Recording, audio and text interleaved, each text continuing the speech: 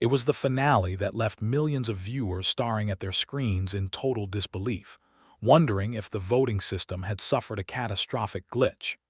Back in 2018, the bright lights of the Voice Kids stage were supposed to be the crowning moment for a 14-year-old vocal powerhouse from Wigan.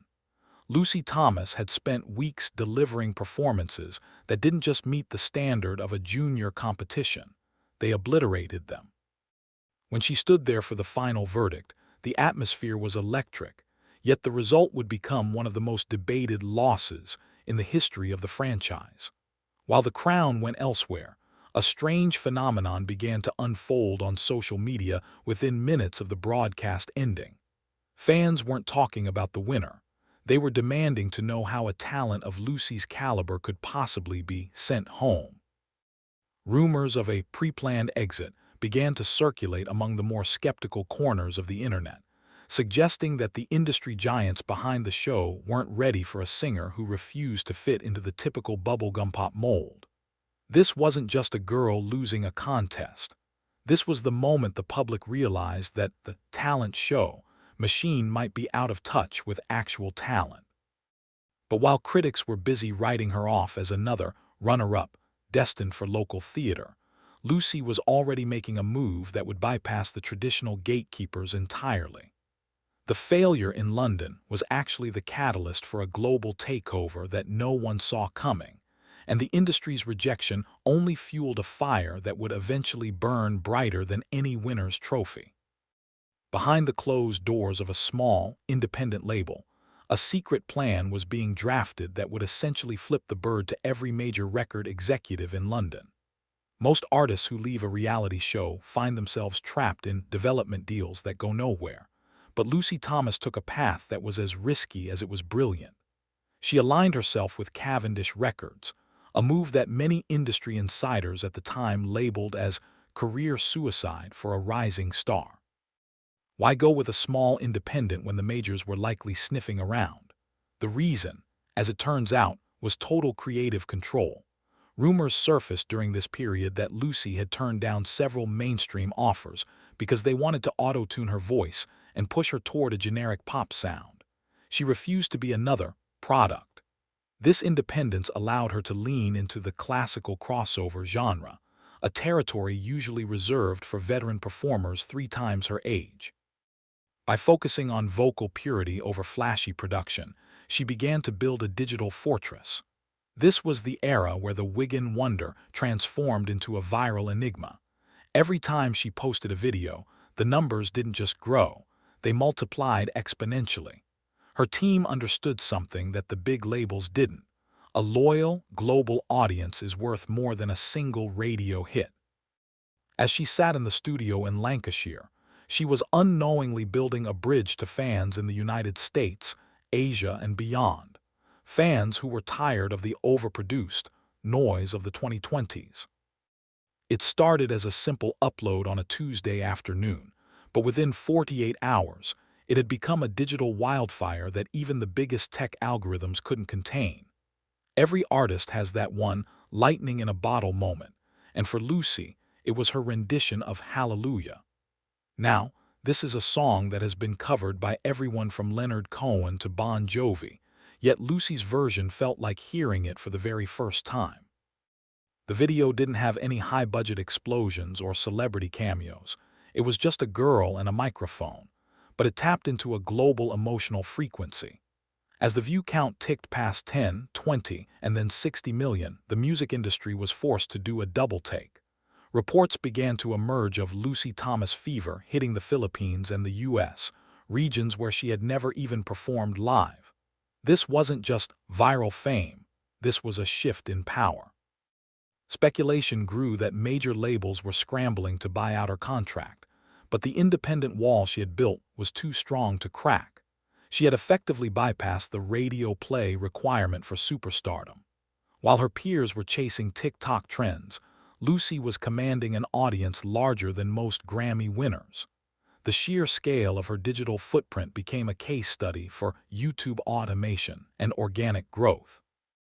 But as the world watched her through their screens, the question remained: could she actually deliver that same magic on a live stage, Or was she just a product of clever studio engineering? Just when the world thought they had Lucy Thomas figured out, she introduced a secret weapon that changed the entire chemistry of her brand. The introduction of her younger sister, Martha Thomas, into her musical journey wasn't just a sweet family moment. It was a strategic masterstroke that many believe secured her long-term legacy. In an industry often criticized for being cutthroat and isolating, the Thomas sisters presented a united front that felt authentic and grounded. Their duets began to pull in a different demographic, creating a wholesome powerhouse brand that was immune to the usual celebrity scandals. However, behind the scenes, there were whispers that this wasn't just about sisterly love. It was about building a Thomas family empire.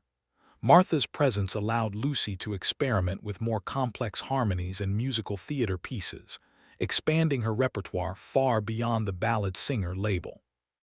This period saw her tackling massive West End hits, and the transition was seamless. Critics who once dismissed her as a YouTube cover artist were suddenly faced with a performer who could handle the vocal demands of a Broadway lead. The speculation started to shift from, will she be a star, to when will she take over the West End? The duo became a symbol of a new kind of stardom, one built on family ties and vocal perfection rather than PR stunts and exposed drama. But as the sisterly bond grew stronger, a new challenge was looming on the horizon: the transition from child star to adult icon. The skeptics said she was a studio creation who couldn't handle the pressure of a live audience, but what happened at her London debut silenced every critic in the room. By 2024, the anticipation for a full-scale Lucy Thomas live experience had reached a boiling point. When she finally stepped onto the stage for her West End debut, accompanied by a massive 32-piece orchestra, the atmosphere was thick with tension. Could she hit those impossible notes without the safety net of a studio? The answer came within the first 3 minutes. Witnesses reported that the standing ovations didn't just happen at the end of the show, they happened after almost every single song. By the time the final curtain fell, the audience had reportedly stood up 15 separate times. This wasn't just a concert, it was a coronation. The untold story of this night, however, was the demographic of the crowd. People had flown in from all over the world, fans from the US, Australia, and Europe, all converging on London just to hear a girl from Wigan sing. It was a level of devotion rarely seen for an independent artist. Yet, despite this massive success, a strange rumor began to circulate. Lucy was feeling restricted by the UK market. Reports suggested that while London loved her, her eyes were set on a much larger, more prestigious stage. The girl who started in a small town was now being courted by the grandest opera houses in Europe, and the 2025 schedule was looking more like a global conquest than a simple tour.